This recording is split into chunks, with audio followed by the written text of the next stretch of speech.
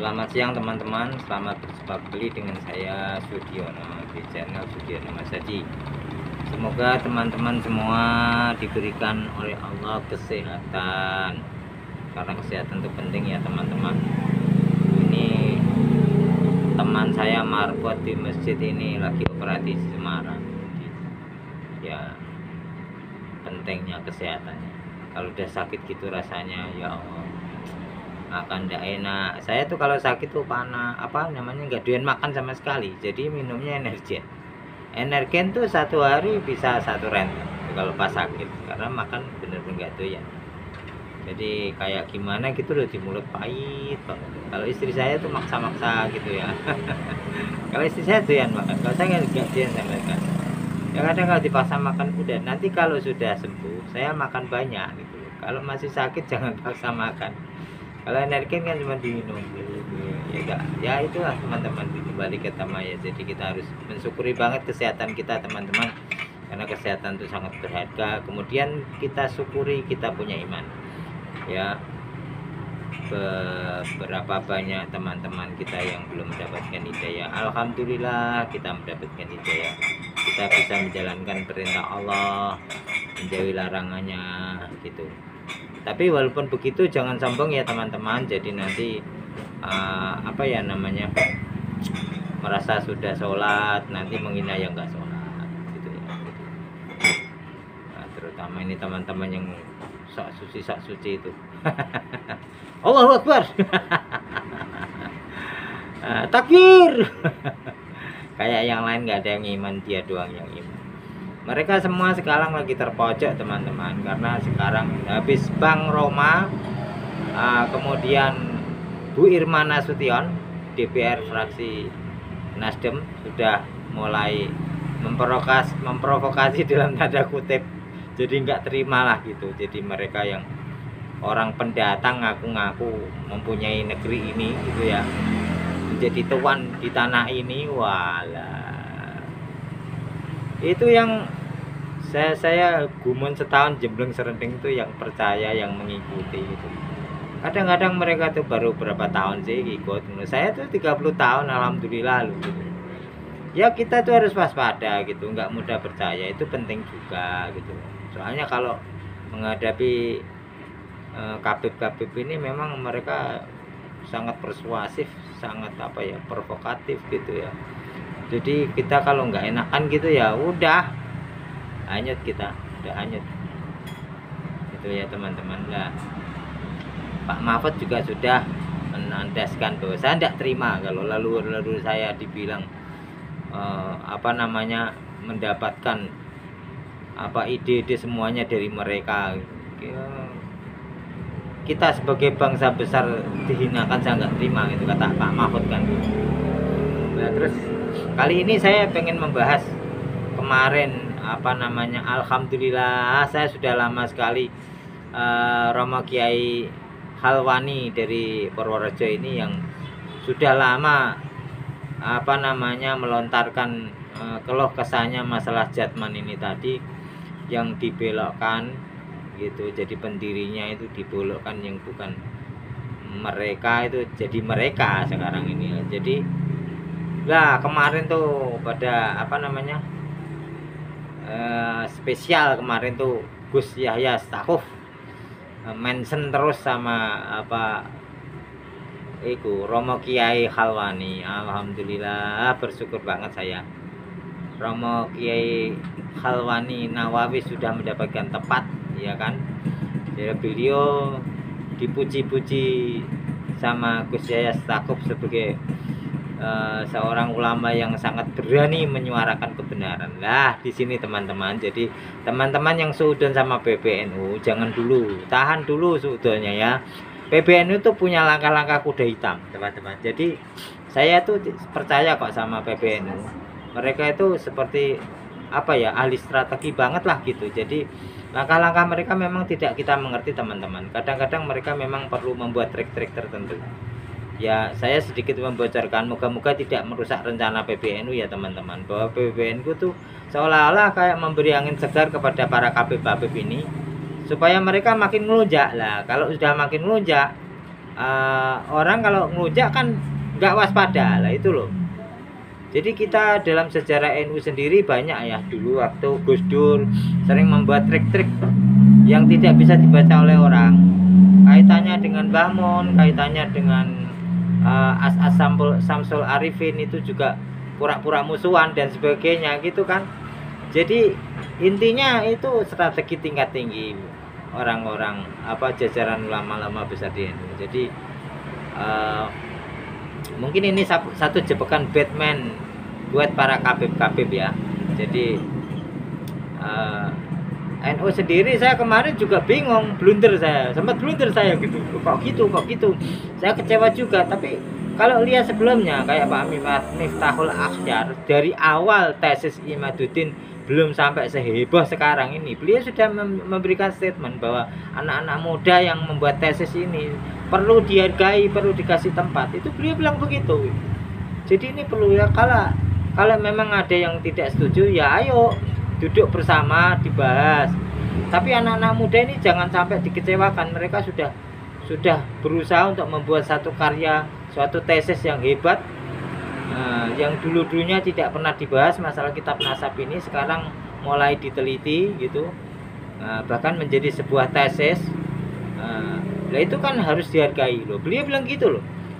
Nah kalau sekarang ini beliau bilang itu Wahabi Khawarij, wah itu terlalu kasar buat beliau. Saya curiga ini semacam itu sandiwaranya beliau gitu, untuk menjebak para kabib-kabib ini biar jumawa, wah saya ada yang dukung orang-orang PBNU gitu. Tapi saya yakin orang-orang sekali Gus Pak Miftahul Akhyar tidak akan sebodoh itu gitu, nggak akan sebodoh itu. Saya yakin itu. Ini jebakan Batman. Cuman ya moga-moga saya ini nggak membongkar rencana mereka gitu.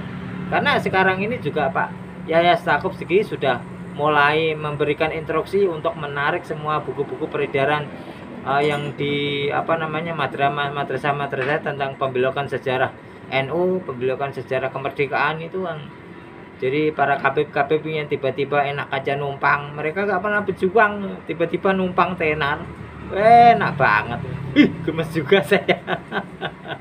Nah mereka itu Usman bin Yahya Mufti Batavia, muftinya orang Belanda, kok tiba-tiba punya turunan pejuang-pejuang kemerdekaan. Wah, aneh banget ini.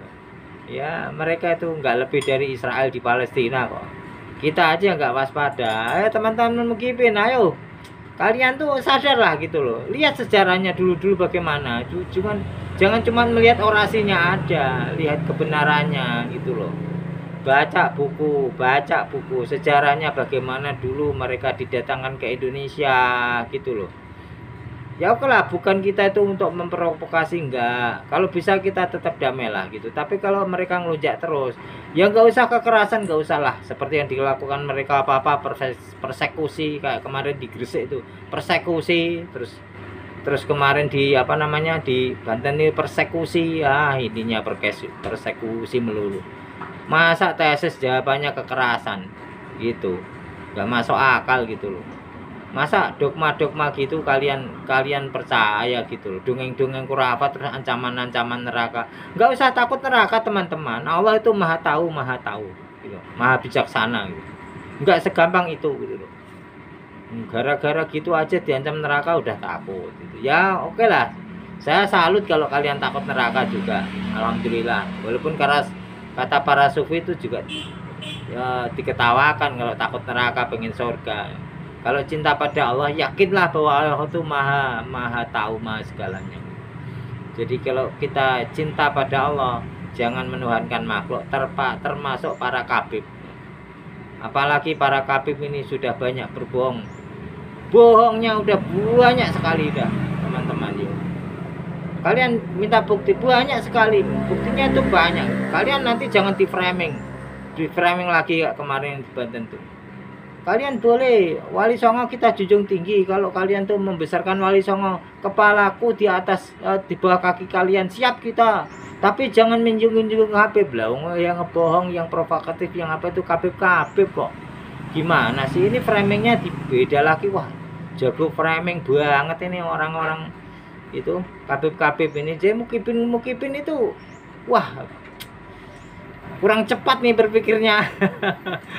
Malah dikendalikan dari jauh, Masya Allah. Nggak kemarin tuh ya di Madura gitu, ada yang bilang, kami ini didolimi, kalian diam saja, nggak berguna kalian. Wah, kalau saya digituin ya, ya nanti dulu Beb, ini urusannya urusan itu sih, nyawa cuma satu ya. Kalau memang bener nggak apa-apa, nyawa saya sumbangkan. Dan nanti kalau salah bagaimana? Kirain saya masuk surga malah masuk neraka. Kasihan deh. Aduh. Ya, jadi gini ya teman-teman, waspadalah gitu. Cerdaslah. Jangan asal orasi, wah, Allahu Akbar ya. Bukan begitu teman-teman. Oke lah. Nanti kalau pada saatnya, kalau kalian pengen mati sebagai mujahid, ya kan, ada waktunya gitu, ada waktunya. Saya pun juga siap gitu loh. Kalau mati saya siap gitu. Tapi kan ada waktunya, nggak ngawur. Kalau salah bela orang, salah membenci orang kan lucu gitu loh. Salah mencintai orang juga salah mencintai orang juga salah. Kalau yang kamu cintai itu raja mafia, raja yang dolim, orang yang jahat kalian cintai, bagaimana itu? Akhirnya kan kalian juga tetap membenci orang yang membenci dia gitu loh. Jadi pada prinsipnya kalau ada orang ngomong lebih baik salah mencintai daripada salah membenci, ya salah semua, nggak ada yang lebih baik, buruk semua. Salah mencintai dan salah membenci itu buruk semua. Yang benar itu membenci kebaikan dan mencintai kebaikan dan membenci keburukan. Bukan ditujukan ke orang-orang, enggak gitu. Kalau nggak tahu ya jangan coba-coba untuk buru-buru mencintai atau buru-buru membenci. Pelajari dulu gitu. Jadi kita itu nggak salah berpikir. Nggak asal begitu tenangnya, begitu ayamnya, begitu ya. Lebih baik salah mencintai, itu apatisme itu. Apa lebih baik salah mencintai daripada salah membenci. Lah ternyata kalau yang kamu cintai itu dajjal kan, masa kamu nggak nyesel kamu mencintai dajjal gitu loh gitu. Kalau untuk urusan orang perawam pribadi, jadi tidak semua kata-kata itu cocok untuk semua keadaan. Termasuk gibah, jangan gibah. Banyak yang hater saya itu. Saya jawab itu sampai banyak sekali yo. Kamu gibah di antara gibah loh. Rasulullah saja gibah kok. Rasulullah tuh gibahin Abu Jahal. Ya kan? Namanya Abu Jahal kan nggak Abu Jahal namanya. Itu sebutan dari Rasulullah. Rasulullah juga gibah. Gus Bah juga ngomong gibah itu boleh terhadap orang pelit, ya kan? Berarti kan tidak semua gibah itu salah. Ada yang gibah yang orang pelit boleh digibah. Saking dibencinya orang pelit itu, jadi sampai orang pelit itu boleh digibah. Abu Jahal juga digibah Rasulullah. Lah sekarang ini Abu Jahal banyak sekali tuh. Bikin jelek orang gamisan aja itu. Sekarang saya punya gamis itu 3 sampai bingung mau pakai. Udah terlanjur dijadiin gamisnya. Masih bagus, mau gak dipakai gimana mau dipakai? Kayaknya kayak Khabib. Padahal tidak semua gamis itu Khabib gitu loh. Lah saya Syarif juga pakai gamis. Memang ya dulu para wali songo juga pakai gamis kan gitu, walaupun dia pakai sarung pakai jarit, tetap dia pakai jubah kan gitu kan. Ya entah kenapa tapi yang ciri khas gitu untuk membedakan gitu kan gitu. Nah, jadi repot banget gara-gara Khabib ini saya jadi saya itu kalau Jumatan itu pengennya pakai pakaian yang paling bagus lah. Saya pikir kalau sebagus-bagusnya pakaian saya yang mana ya? Kalau batik kan ya lucu juga, batik kan biasa buat resepsi. Nah, lebih bagus dari baju batik apa? Ya saya pakai gamis, yang pilih yang kayaknya mahal, yang adem, yang gitu kan gitu. Lah itu kan spesial gitu loh ke gamis. Wah tahu-tahu sekarang ada kasus Khabib ini, wah pakai gamis juga. Akhirnya ya bodoh amat lah orang kalau bilangin saya mukipin ya. Memang dulu saya juga mukipin. Tapi kan mukibinnya dulu kan belum ada tesis Kiai Imad gitu loh. Jadi kembali ke tema ya, PBNU jangan dulu disuudoni teman-teman. Saya yakin PBNU itu punya trik-trik tertentu. Intinya biar menang segala hal gitu. Kalau terlalu keras nanti kasihan, masih banyak mukibin yang nggak tahu ini asal Allahu Akbar gitu loh. Saya bela Duriya Rasul sampai darah titik darah penghabisan dulu yang mau persekusi Yimat kan ngomong gitu, teriak-teriak, darah saya untuk keturunan Rasul. Lah keturunan Rasul itu yang mana? Kalau yang dia maksud Khabib itu bukan keturunan Rasul gitu loh. Sudah terbukti gitu loh. Ya dia yang dia persekusi juga orang kayak Gus Abbas, Gus Imat, ya kan, banyak sekali ke Arifat sebagainya. Mereka sudah tes loh, masih nggak percaya lagi. Kamu tuh mau diskusi enggak gitu loh? Mana buktinya lah? Kalau mau cari bukti tuh banyak gitu loh. Kamu ikuti aja channel-channelnya itu, kayak Kiai Haji Nur Ihya itu kan bawa banyak sekali dokumen. Tuh, Profesor Dr. Menahem itu juga banyak dokumen-dokumen. Kamu ikuti aja. Kamu mungkin juga gak seneng sih nonton video, senengnya short melulu, pengen senengnya apa, dengerin orator, dengerin orasinya doang singkat tapi langsung ngena. Ya langsung ngena, tapi kalau orasinya benar gimana? Kalau orasinya salah gimana? Kan gitu kan. Kamu cuma dikompori kayak kampanye partai politik gitu. Oke? Jadi untuk teman-teman yang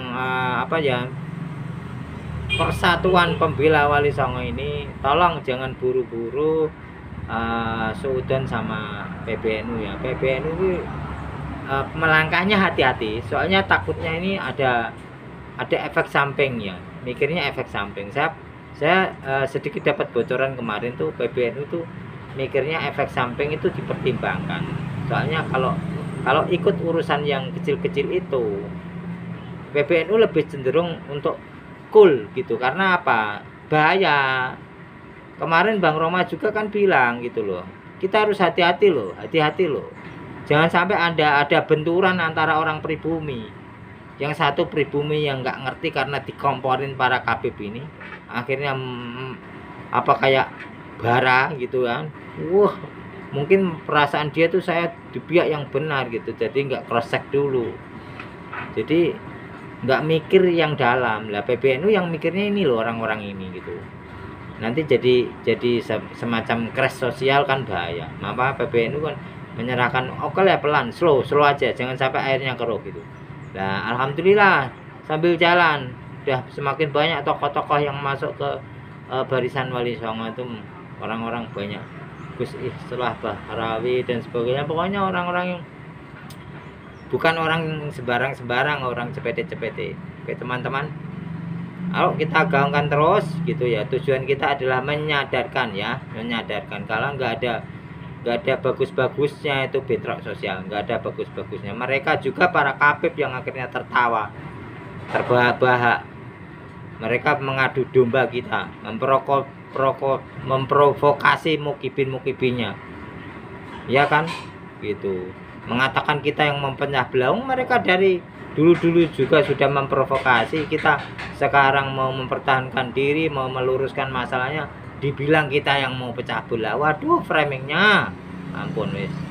Ayo udah kita sudah mulai banyak peningkatan tuh, banyak orang-orang besar yang mulai sudah gerah gitu dengan mereka para Khabib ini, yang sudah jelas-jelas itu tujuannya udah nggak bener nih.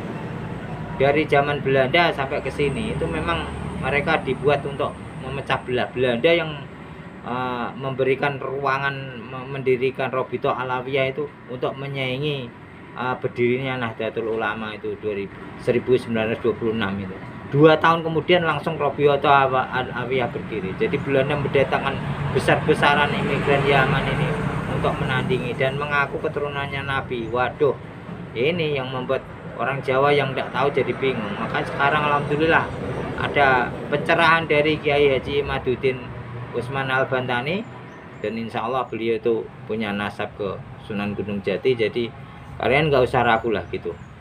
Oke, bravo untuk barisan Laskar PWI, Pembela Wali Songo Indonesia.